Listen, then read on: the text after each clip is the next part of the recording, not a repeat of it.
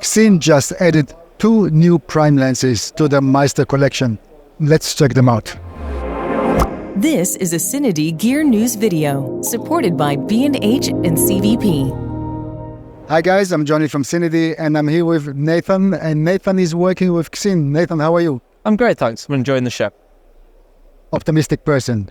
For those who don't know Xeen as a brand, tell me a little bit about who is this company? So Xeen are Samyang's cine offering. So they make multiple different lenses for multiple different types of area of production.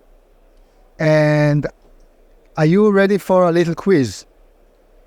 I'll take on a little quiz. Okay, let's try it, because we are talking about Xeen Meister. Do you know what is Meister, in what language, and what it is? I don't actually know. Put me on the spot there a little bit. No, Meister comes from German, and I guess it's master. That's true? That's I true. did know that because I've been told that before, but obviously I've just forgotten. No problem, but that's just on the fun side. So we have the Meister series of lenses from Xeen.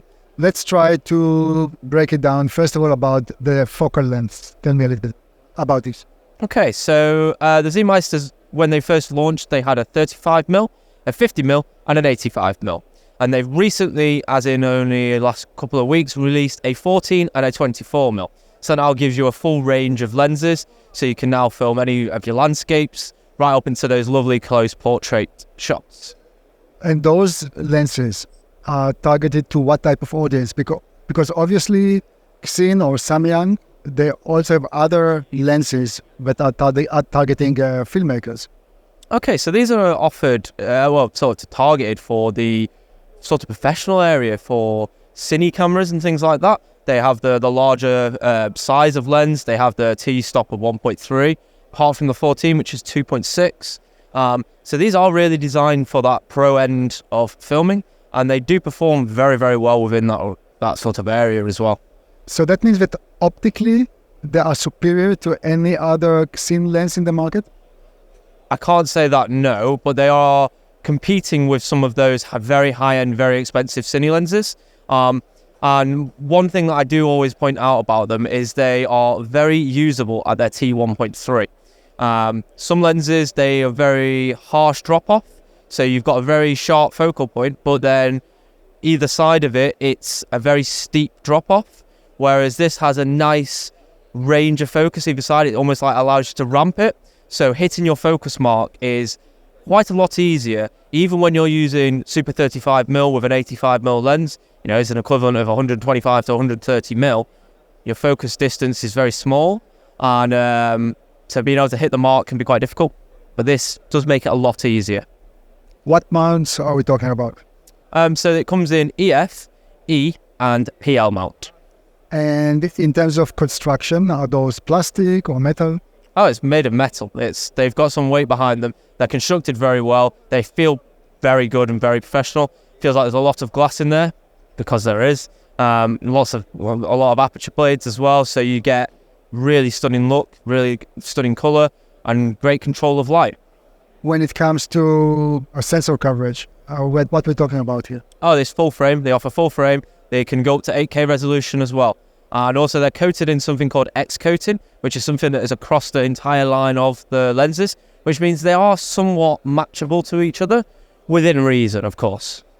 And when it comes to weight, is the weight all equal if I change lenses, or it's a little bit different between the lenses? So the lenses are a tiny little bit different, but I believe the biggest difference between them is between the 14mm and the 35mm.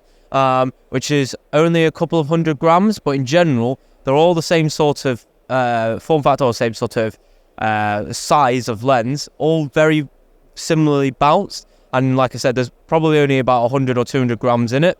And that's really the main differences between the PL mounts. In the EF, I think there's only max between the lightest and the heaviest is 200 grams, bar the 14mm. The 14mm is a little bit different just because it's wider, it's a little smaller, so it's got a little bit less weight. I think it weighs 300 or 500 grams less than the most heavy within the range.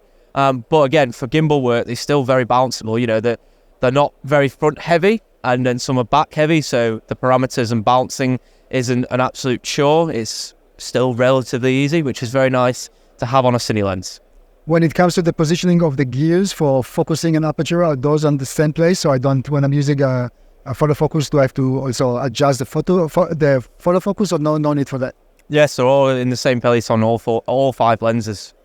So when it comes to pricing and availability, what can you say about this? So they're around about £5,000, give or take a few £100 plus VATs and things like that. But yeah, for around about £5,000 per lens, which sits them in this very lovely space where they become a lot more affordable than some of your, let's say, well-known branded lenses. And then they obviously sit above some of those entry-level cine lenses, but then they offer that T1.3 that those don't. And it's usable at that. Very great focusing and 300-degree focus angle as well. The whole series is available right now, or only some of the lenses? The 14 and the 24 are being sort of released as we sort of speak, so they should be available very soon. I can't give you an exact date on when that will be. I apologise. No problem. Can you buy them individually, or always it has to be purchased as a set? No, you can buy each individual lens if you like. So theoretically, if you didn't do much landscape videos or landscape shots, you could definitely have one of the Scene CFs as one of the wide-angle lenses, and then have the 35, 50mm and 85. That's what I've told people in the past before they released the 14 and the 24. And because of the X coating, they were matchable. It's a somewhat. I probably wouldn't want to try and match a 50mm and 85 from the 2 different series, because optically the Scene CFs are not quite as good as the Meisters. Obviously, they're still very good, but the Meisters are that couple of steps above. Last question from my side. The 14mm, because personally I really love taking wide angle shots. Can I add any filter, any front filter, or I need a matte box for the lens? For any filters, you would need a matte box to apply those. They don't have the thread on the front. And also the diameter is quite large and slightly different on a few of them. Good. Nathan, anything from your end? Anything that you want to add about those lenses, or we covered most of it in those 3 minutes? I think we've covered most of that there. Just from a personal point of view, I'm a cinematographer by trade, and I am very impressed with the use of them at T1.3. And I've multiple times throughout the last few days, I've tried to show the use of that and how usable they are at that by applying the 85mm to a Super 35mm ARRI sensor, and then also magnifying in the focus and showing that there is that little bit of play either side, which allows you to ramp that focus back in if you miss the mark. And it just means that you can create those stylized looks, but it also means that if you do miss your mark slightly, if your focus puller misses your mark, or you're using an electronic follow focus and you've got a little bit of latency, you're not severely punished and you lose that shot. You've got the shot, you might want to do it again, a bit more precise, but you still have a shot. And I think that's really great, because it just does mean that you're not just filming and then having to refilm if you've missed that subtle bit of focusing. So it makes them very usable and also very efficient in that side. Great, maybe this is the lens for me. You can miss the focus, but still enjoy the picture. Okay, good.